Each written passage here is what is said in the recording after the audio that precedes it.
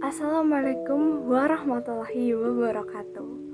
Perkenalkan, nama saya Tiara Deva Larasati dari kelas Pendidikan Biologi A 2020 dengan NIM 203042410016. Di sini saya akan memaparkan hasil ujian tengah semester saya dalam mata kuliah Bahasa Indonesia.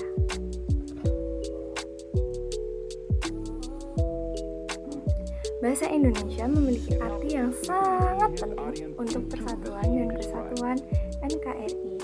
Hal ini dikarenakan bahasa Indonesia dapat menyatukan seluruh masyarakat Indonesia sebagai media komunikasi dengan keberagaman suku, budaya, serta bahasa daerah.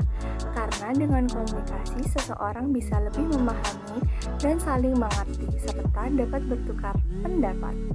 Oleh karena itu, dengan dasar ini, bahasa Indonesia disebut dengan bahasa persatuan. Di dalam dunia pendidikan, bahasa Indonesia digunakan sebagai bahasa pengantar dalam dunia pendidikan di setiap jenjang dan media penghubung ilmu pengetahuan serta teknologi.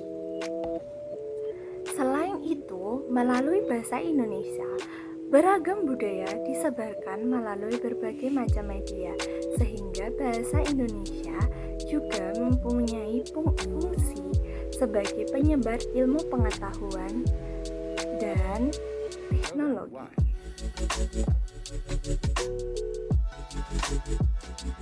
Ragam lisan memiliki kelebihan yaitu 1. Dapat disesuaikan dengan situasi dan kondisi. Yang kedua, di dalamnya terdapat intonasi yang digunakan saat pelafalan kata. Yang ketiga, jika terdapat kesalahan bisa langsung diperbaiki.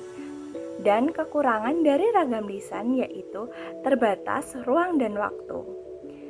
Ragam tulis memiliki kelebihan yaitu 1. Mudah dimengerti pembaca, dan yang kedua adanya struktur dan penggunaan tanda baca. Dan kekurangan dari ragam tulis yaitu jika terdapat kesalahan tidak dapat langsung diperbaiki dan bergantung pada alat bantu. Selain itu juga sering terjadi multitafsir. Kesepadanan adalah hubungan timbal balik antara subjek dan predikat, predikat dan objek, serta keterangan dan pelengkap. Kesalahan yang sering terjadi yaitu penggunaan partikel pun. Contohnya, apapun akan dilakukan untuk memenangkan hatinya. Apapun di sini seharusnya ditulis terpisah, tapi di masyarakat maupun mahasiswa sering menggunakan kata apapun dengan dirangkai. Tapi penggunaan partikel pun ada juga yang dirangkai. Contohnya pada kata meskipun, walaupun, seperti itu.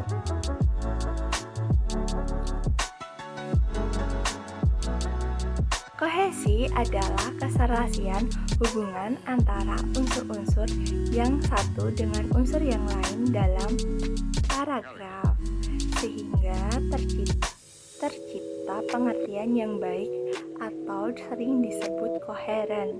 Kalimat atau kata yang dipakai saling bertautan dan saling mendukung maknanya. Pengertian yang satu menyambung dengan pengertian yang lain, sehingga berturut-turut. Demikian ada paragraf yang kohesif, koheren, dan ada paragraf yang tidak kohesif dan tidak koheren. Sedangkan koherensi merupakan pertalian antar kata atau kalimat dalam paragraf. Beberapa kalimat yang memiliki informasi berbeda dapat dihubungkan sehingga kalimat menjadi padu sebagai bagian dari sebuah teks atau wacana. Koherensi berfungsi untuk melihat bagaimana seorang penulis dapat menjelaskan sebuah fakta atau peristiwa melalui tulisan. kita dapat memanfaatkan piranti kohesi untuk mewujudkan sebuah tulisan yang koheren. Sekian jawaban ujian tengah semester Bahasa Indonesia dari saya. Bila banyak kesalahan, mohon maaf. Wassalamualaikum warahmatullahi wabarakatuh.